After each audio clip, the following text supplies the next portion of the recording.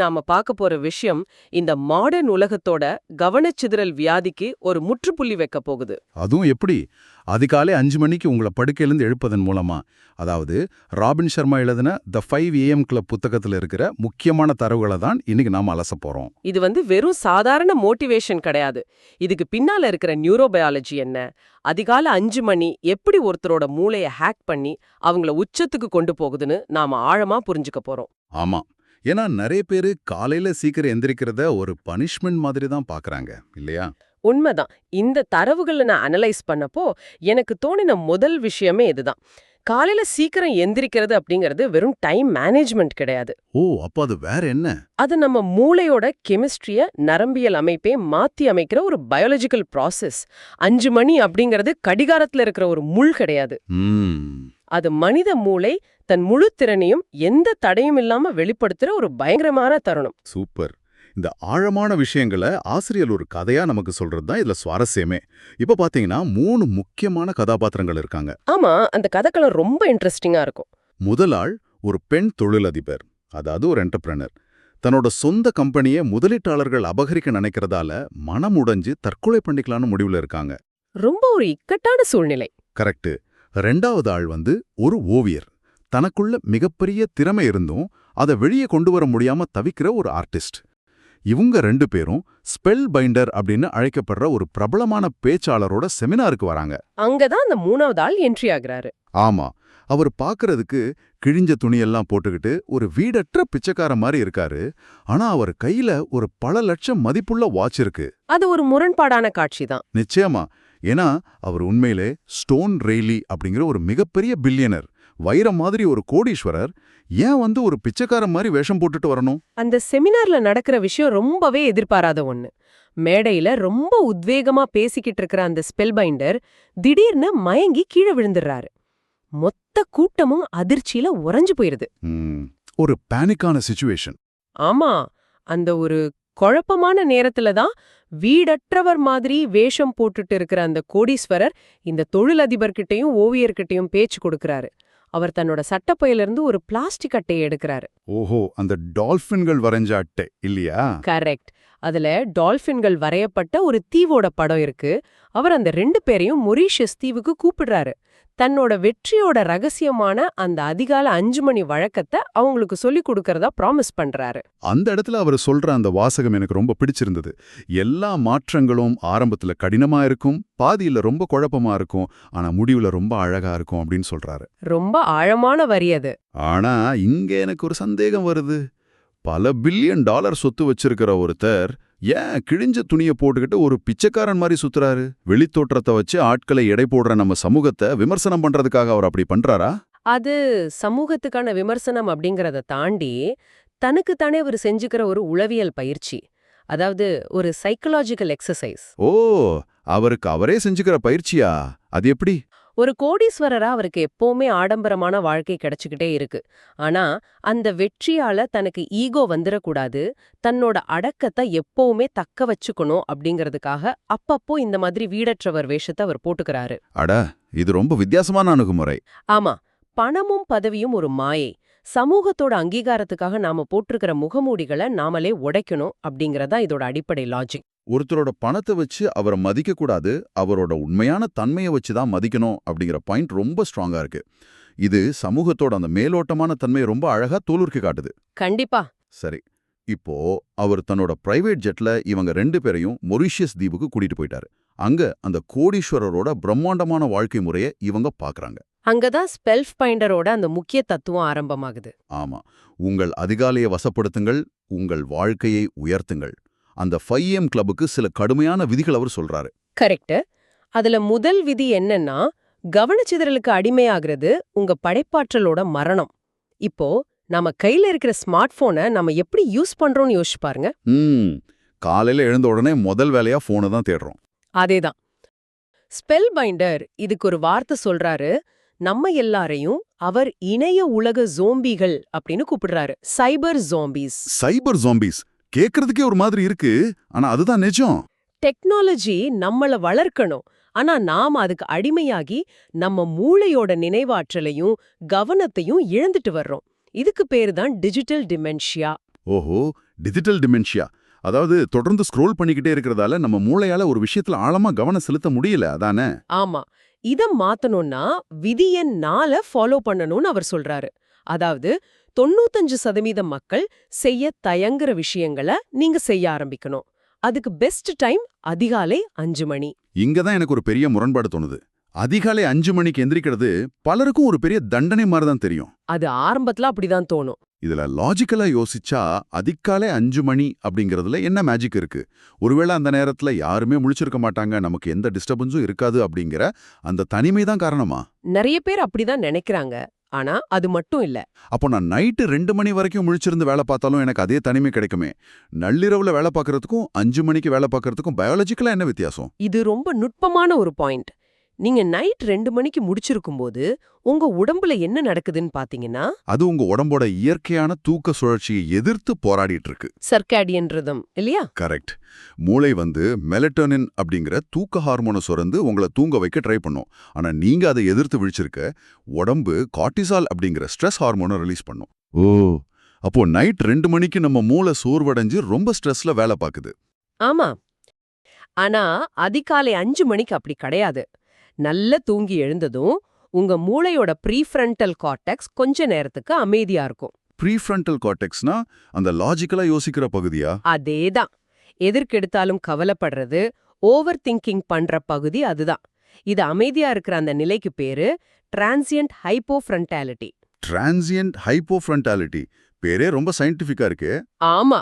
அந்த நேரத்துல மூளையில தீட்டா அலைகள் குறைஞ்சு ஆல்ஃபா அலைகள் உருவாகும். கரெக்டா? நான் படிச்சிருக்கேன். சரியா சொன்னீங்க. இது உங்களை ரொம்ப ரிலாக்ஸ்டான ஆனா உச்சக்கட்ட கவனத்தோட இருக்கிற ஃப்ளோ ஸ்டேட் அப்படிங்கிற நிலைக்கு கொண்டு போகும். Wow, flow state. அது மட்டும் இல்லாம டோபமைன், செரட்டோனின் மாதிரியான ஹார்மோன்கள் அதிகமா சுரக்கிறதால உங்க படைப்பாற்றல் சிகரத்தை தொடும். நைட்டு 2 மணிக்கு முழிச்சிருக்கிற ஒருத்தரால இந்த பயாலஜிக்கல் அட்வான்டேஜ கண்டிப்பா அடைய முடியாது. அப்போ கோடீஸ்வரர் வாரன் பஃபெட் சொல்ற மாதிரி பணக்காரர்கள் நேரத்தின் மீது முதலீடு செய்கிறார்கள், ஏழைகள் பணத்தின் மீது முதலீடு செய்கிறார்கள். அதிகாலை 5 மணிங்கிறது உங்க மூளையோட கெமிஸ்ட்ரிய உங்களுக்காக நீங்களே முதலீடு செய்ற நேரம். எக்ஸாக்ட்லி. ரொம்ப அழகா சம்மரைஸ் பண்ணீங்க. ஓஹோ, அப்ப 5 மணிக்கு எழுந்துக்கிறது மூளையோட கீரை மாத்திர மாதிரி. சரி, மூளையை இந்த ஃப்ளோ ஸ்டேட்டுக்கு கொண்டு வந்தாச்சு. ஆனா சும்மா முழிச்சிருந்த செவுத்த பார்த்துட்டு இருந்தா வெற்றி வந்துடாதே. கண்டிப்பா வராது. அந்த 1 மணி நேரத்துல அவங்க என்ன பண்ணணும் அப்படிங்கிற ஒரு ஸ்ட்ரக்சர் கண்டிப்பா இருக்கணும். அப்போ மொரீஷியஸ் கடல்ல மிதந்து வர்ற ஒரு பாட்டில் அவர் எடுக்கிறாரு. அதுல ஒரு பட்டு துணியில ஒரு வரைபடம் இருக்கு. ஆமா, அதுதான் அந்த 3 ஸ்டெப் சக்சஸ் ஃபார்முலா. அதாவது 3 படி வெற்றி சூத்திரம். அந்த சூத்திரத்தை கொஞ்சம் விளக்குங்களேன். இந்த சூத்திரம் ரொம்ப சிம்பிள் ஆனா பவர்ஃபுல். படி மேம்பட்ட விழிப்புணர்வு. உங்க மூளை அந்த 5 மணி அமைதியில ரொம்ப விழிப்பா இருக்கும்போது உங்க வாழ்க்கை பற்றிய புரிதல் அதிகமாகும். செல்ஃப் அவேர்னஸ் அதிகமாகும். 2வது படி, இந்த விழிப்புணர்வு உங்களுக்கு சிறந்த தேர்வுகளை கொடுக்கும். Better choices. நீங்க என்ன செய்யணும், எதை செய்யக்கூடாதுன்னு தெளிவா முடிவெடுப்பீங்க. ஓகே. 3வது படி, இந்த சிறந்த தேர்வுகள் தானாகவே உங்களுக்கு சிறந்த முடிவுகளை கொண்டு வரும். Better results, income and impact. ரொம்ப லாஜிக்கலா இருக்கு. விழிப்புணர்வு, தேர்வுகள், முடிவுகள். இதுல பெரும்பாலான மக்கள் தோல்வி அடைய காரணம் அவங்க வேலைகளை ரொம்ப மேலோட்டமா செய்யறது தான். அதாவது சூப்பர்ஃபிஷியலா பண்றது. ஆனா மேதைகள் அப்படி கிடையாது. அவங்க சின்ன சின்ன விஷயங்கள்ல கூட அதீத கவனம் செலுத்துவாங்க. இந்த இடத்துல தான் அவர் அந்த நுணுக்கம், அதாவது கிரானுலாரிட்டி பத்தி பேசுறாரு இல்லையா? ஆமா, நுணுக்கம் தான் அவங்கள தனியா காட்டுது. இந்த நுணுக்கத்துக்கு அவங்க கொடுத்திருக்க உதாரணங்கள் என்ன பிரமிக்க வச்சுது. இப்போ ஒரு ஃபார்முலா 1 கார் பந்தயத்தை எடுத்துக்குவான். ஆமா, அந்த பிட் ஸ்டாப் சீன். அதேதான். ஒரு காரு பிட் ஸ்டாப்புக்கு அதோட டயரை மாத்திட்டு மின்னல் வேகத்துல கிளம்புனதும் ஒரு சின்ன குழு அந்த இடத்த பெரிய வேக்யூம் மெஷின் வச்சு சுத்தம் பண்றாங்க. ஏன் அவ்வளோ கஷ்டப்படணும்னு பார்த்தா அந்த தரையில ஒரு சின்ன தூசு இருந்து அது அடுத்த காரோட இன்ஜின்ல போயிட்டா அந்த காரே வெடிச்சு சிதறி பெரிய உயிர் சேதமாகிடும். ஒரு சின்ன தூசு அவ்வளோ பெரிய பாதிப்பை உருவாக்கும். அது மட்டும் இல்லாம ஒரு ரெஸ்டாரண்ட்ல நாம ஆர்டர் பண்ற எலுமிச்சை துண்டுகள்ல இருக்கிற விதைகளை சமையல்காரர் ரொம்ப பொறுமையா நீக்கிட்டு தர அந்த நுணுக்கம். ஆமா, அது ஒரு ஆர்ட். ஆனா எனக்கு இன்னொரு சின்ன நேரிடல் இருக்கு. இன்னைக்கு இருக்கிற இந்த ஃபாஸ்ட் ஃபார்வர்டு உலகத்துல எப்படி உட்கார்ந்து எலுமிச்சை விதிகளை நீக்கிட்டு இருக்கிறது டைம் வேஸ்ட் இல்லையா? உங்களுக்கு அப்படி தோணலாம். ஆனா விஷயமே வேற. ஒரு இமெயில் அனுப்ப ஒரு நிமிஷம் ஆகிற இடத்துல அதுல ஒவ்வொரு கமாவையும் ஃபுல் ஸ்டாப்பையும் தேடி தேடி சரி பண்றது அதீத பெர்ஃபெக்ஷனிசம் மாதிரி தோணுது. இது நிஜ வாழ்க்கைக்கு செட் ஆகுமா? நீங்க கேக்குறது நியாயமான பாயிண்ட் தான். எலுமிச்சை விதைகளை நீக்கிறது ஒரு குறியீடு தான். எல்லாரும் அவசர அவசரமா வேலை செஞ்சுட்டு இருக்கிற இந்த உலகத்துல எல்லாருமே ஒரு சராசரி நிலையில தான் இருக்கிறாங்க. அதாவது ஆவரேஜா இருக்கிறாங்க. ஆமா. நீங்க ஒரு விஷயத்த ரொம்ப நுணுக்கமா எக்ஸ்ட்ராடினரியா செய்யும்போது அந்த இடத்துல உங்களுக்கு போட்டியே இல்ல. ஏன்னா அந்த அளவுக்கு மெனக்கெட யாரும் தயாரா இல்ல. ஓ, அதான் அந்த மாபெரும் போட்டி நன்மை அப்படிங்கிற கான்செப்ட். கரெக்ட். கார் காண்ட் ஒன் காம்படிட்டிவ் அட்வான்டேஜ் அப்படின்னு அந்த கோடீஸ்வரர் சொல்றாரு. எல்லாரும் மேலோட்டமா வேலை செய்யும்போது நீங்க ஆழமா இறங்கி வேலை செய்றீங்க. அது உங்க பிராண்டையும் உங்க திறமையும் வேற லெவலுக்கு கொண்டு போகும். சூப்பர். சராசரியா இருக்கிற கூட்டத்திலிருந்து விலகி நிக்கணும்னா அந்த நுணுக்கம் கண்டிப்பா தேவை. ஆனா இந்த அளவுக்கு ஒரு விஷயத்துல வெறித்தனமா பெர்ஃபெக்ட்டா இருக்கணும்னு நினைக்கும்போது அது நம்மளோட பர்சனல் லைஃப்ல பெரிய பாதிப்பு உண்டாக்காதா? இது ஒரு முக்கியமான கேள்வி. இந்த இடத்துல தான் கதையில ஒரு பெரிய ட்விஸ்ட் வருது. அந்த மொரிஷியஸ் தீவுல இருக்கும்போதே தொழிலதிபருக்கு அவரை கம்பெனியை விட்டு துரத்த நினைக்கிற முதலீட்டாளர்கள் கிட்ட இருந்து ஒரு கொலை மிரட்டல் வருது. ஆமா, அந்த இடம் ரொம்ப எமோஷனலா இருக்கும். அவங்க ரொம்ப உடைஞ்சு போயிடுறாங்க. அப்போ அவங்க தன்னோட கடந்த கால வலிய பத்தி பேசுறாங்க. சிறு வயசுலயே அப்பா இல்லாததால உருவான பாதுகாப்பற்ற உணர்வு, அதாவது ஃபாதர்லெஸ் டாட்டர் சிண்ட்ரோம், அவங்கள எப்படியாவது பணம் சம்பாதிச்சு ஜெயிக்கணும்னு வெறித்தனமா ஓட வச்சிருக்கு. அந்த அன்போட வெற்றிடத்தை நிரப்பத்தான் அவங்க இந்த கம்பெனியே உருவாக்குனாங்க. அவங்க மட்டுமில்ல, அந்த ஓவியரும் தன்னோட கடந்த காலத்தை பகிர்ந்துக்கிறாரு. அவரு கதையும் ரொம்ப சோகமா இருக்கும். ஆமா, சின்ன வயசுல அவர் தன்னை ஒரு பிரம்மாண்டமான ராட்சசனாவும் கடற்கொள்ளையனாவும் கற்பனை செஞ்சு விளையாடி இருக்காரு. ஆனா இந்த சமூகம் கற்பனையெல்லாம் நிஜமாகாது, ஒழுங்கா படிச்சு ஒரு வேலைக்கு போன அவரோட சுதந்திரமான எண்ணங்களை நசுக்கிடுச்சு. பாவம், அவரை ஒரு சாதாரண அக்கவுண்டண்டா மாத்திடுச்சு சமூகம். அந்த வழிதான் அவர் ஓவியங்கள்ல ஒரு தேக்கத்தை உருவாக்குச்சு. இத நாம மேதமையின் இருந்த பக்கம், அதாவது தி டார்க் சைட் ஆஃப் ஜீனியஸ் அப்படின்னு சொல்லலாம். ஓ, மேதமையின் இருண்ட பக்கம். ஒருவரை மாபெரும் வெற்றியாளரா மாத்துற அதே குணங்கள் தான் அவங்கள அழிக்கவும் செய்யும். ஒரு தொழிலை உருவாக்குறதுக்கு உங்களுக்கு பிடிவாதம், அதீத ஈடுபாடு, எல்லாமே பெர்ஃபெக்ட்டா இருக்கணுங்கிற வெறி தேவைப்படும். ஆனா அதே குணத்தை குடும்பத்திலயோ நண்பர்கள்கிட்டயோ காட்டினா உறவுகள் முறிஞ்சு போயிடும். கரெக்ட். இதை கேட்கும்போது எனக்கு ஒரு சூப்பரான ஒப்பீடு தோணுது. இது எப்படி இருக்குன்னா, ஒரு சாதாரண ஃபேமிலி கார்ல ஃபார்முலா 1 ஸ்போர்ட்ஸ் காரோட இன்ஜினை பொறுத்துற மாதிரி இருக்கு. ரொம்ப ஆப்டான ஒரு உதாரணம். ரேஸ் ட்ராக்ல ஓட்டுறதுக்கு அந்த என்ஜின் செம்ம ஸ்பீடா அட்டகாசமா இருக்கும். ஆனா அதே காரை எடுத்துக்கிட்டு டிராஃபிக்ல உங்க குடும்பத்தோட பொறுமையா போகணும்னு நினைச்சா அது சுத்தமா செட் ஆகாது, வண்டி வெடிச்சிரும்ல. அப்பாரமான ஒப்பீடு, கரெக்டா சொன்னீங்க. அந்த பவர்ஃபுல்லான இன்ஜினை எப்போ எங்க எப்படி பயன்படுத்தணும் அப்படிங்கிற அந்த விழிப்புணர்வு தான் ரொம்ப முக்கியம். இந்த இடத்துல தான் அதிகாலை 5 மணி நேரம் மறுபடியும் உள்ள வருது. அந்த காலை நேர அமைதி உங்களுக்கான நேரம். அதுல உங்களோட இந்த இருண்ட பக்கங்களை, உங்களோட காயங்களை நீங்களே உணர்ந்து அதை ஹீல் பண்றதுக்கான ஒரு தியான நேரமா அது மாறுது. ஓ, உங்க ஸ்போர்ட்ஸ் கார் இன்ஜினை எப்படி கண்ட்ரோல் பண்றதுன்னு நீங்க கத்துக்கிற நேரம் அது. அதேதான். நம்மளோட காயங்களை புரிஞ்சுக்கிட்டு நம்மள நாமே குணப்படுத்திக்கிட்டோம் சரி, ஆனா இதுக்கெல்லாம் நமக்கு எவ்வளவு நேரம் மிச்சம் இருக்கு? இது ஒரு பெரிய கேள்விக்குறி. இந்த இடத்துல தான் ரொம்ப கனமான ஒரு விஷயத்துக்குள்ள நம்ம உரையாடல் போகுது. அதிகாலை நேரத்துல கோடீஸ்வர தத்துவ ஞானி செனகாவோட ஒரு வாசகத்தை சொல்றாரு. நாம் என்றென்றும் வாழப்போவது போல நேரத்தை வீணடிக்கிறோம். இந்த வரி அப்படியே நம்மள செவுத்துல அரைஞ்ச மாதிரி இருக்கு இல்லையா? கண்டிப்பா. மரணத்தோட நிழல் தான் வாழ்வின் அவசியத்தை நமக்கு புரிய வைக்குது. இதுக்கு சப்போர்ட்டா தரவுகள்ல 3 நிஜகதைகள் இருக்கு. முதலாள் யூஜின் ஓகலி, ஒரு மிகப்பெரிய சிஇஓ. ஆமா, அவருக்கு மூளை புற்றுநோய் வந்து இன்னும் சில மாசங்கள் தான் உயிரோடு இருப்பாருன்னு தெரிய வருது.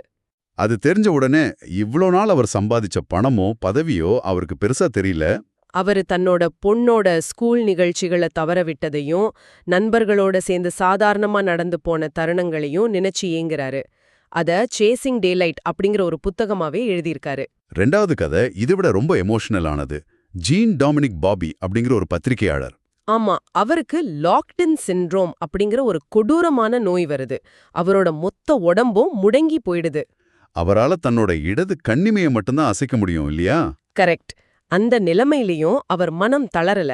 தன்னோட கண்ணிமைய 2 லட்சம் முறை சிமிட்டி ஒவ்வொரு எழுத்தா சொல்லி த டைவிங் பெல் அந்த பட்டர்ஃப்ளை அப்படிங்கிற ஒரு முழு புத்தகத்தையே எழுதி முடிச்சாரு.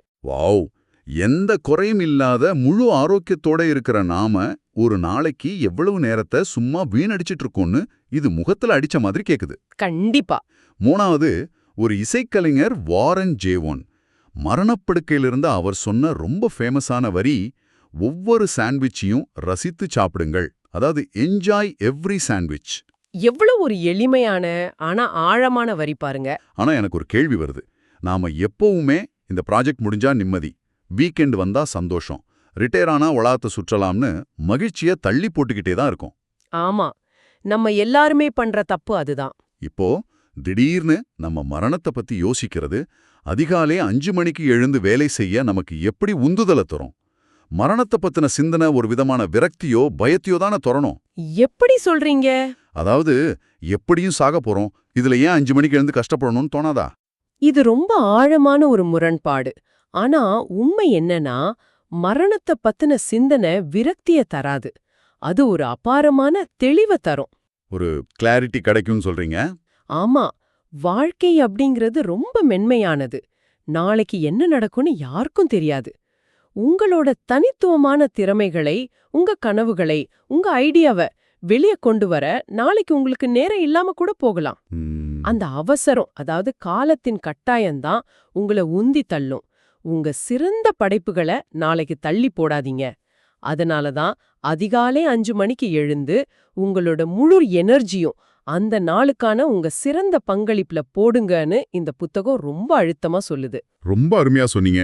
ஸ்மார்ட் போன் ஸ்க்ரோலிங் எப்படி டிஜிட்டல் டிமென்ஷியா மூலமா நம்ம கவனத்தை அழிக்குதுன்னு பார்த்தோம்.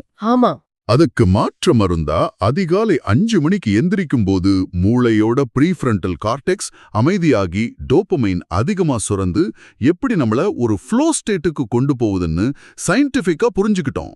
கரெக்ட். எலுமிச்சை விதைகளை நீக்குற அளவுக்கு ஒரு விஷயத்துல நுணுக்கமா இருக்கிறது எப்படி நம்மள தனித்துவமா காட்டுதுன்னோ, மரணத்தோட விழிப்புணர்வு எப்படி நம்ம வாழ்க்கைய முழுமையா வாழ வைக்குதுன்னோ ஆழமா அலசணும்.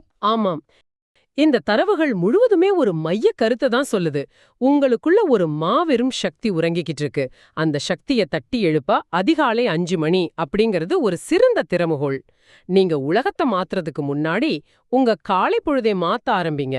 நேயராகிய நீங்க இனி உங்க ஸ்மார்ட் போன் உங்க பொன்னான நேரத்தை திருட அனுமதிக்க போறீங்களா? உங்க கவனத்துல விழுந்த அந்த ஓட்டை வாளியை அடைக்க போறீங்களா? இல்லை, நாளைக்கு அதிகாலை 5 மணிக்கு எழுந்து உங்க வாழ்க்கைய உங்க கண்ட்ரோல்ல எடுக்க போறீங்களா? இது ஒரு நல்ல சிந்தனை. நாம இதுவரைக்கும் அதிகாலையிலே எப்படி முழிச்சு வாழ்க்கைய ஜெயிக்கிறதுன்னு பேசினோம். ஆனா இது சற்று மாற்றி யோசிச்சு பாருங்க. உங்க வாழ்க்கைய மாத்துறதுக்கான உண்மையான ரகசியம் நீங்க காலையில எப்போ விழிக்கிறீங்க அப்படிங்கறதுல மட்டும் இல்ல. பின்ன எதுல இருக்கு? முந்திய நாள் இரவு தூங்கச் செல்வதற்கு முன் உங்க மனச ஆக்கிரமிச்சிருக்கிற எந்தெந்த குப்பைகளை, எந்தெந்த கவனச்சிதறல்களை, எந்தெந்த கவலைகளை விட்டுவிட நீங்க தயாராக இருக்கீங்க அப்படிங்கறதுல தான் மறைஞ்சிருக்கு. வாவ், ரொம்ப உண்மையான விஷயம். அந்த சுமையோட தூங்குனா 5 மணிக்கு எந்திரிச்சானும் பலன் இல்ல. இன்னைக்கு நைட்டு நீங்க எதை விட்டுவிட போறீங்க? இத பத்தி கொஞ்சம் சிந்தித்து பாருங்க.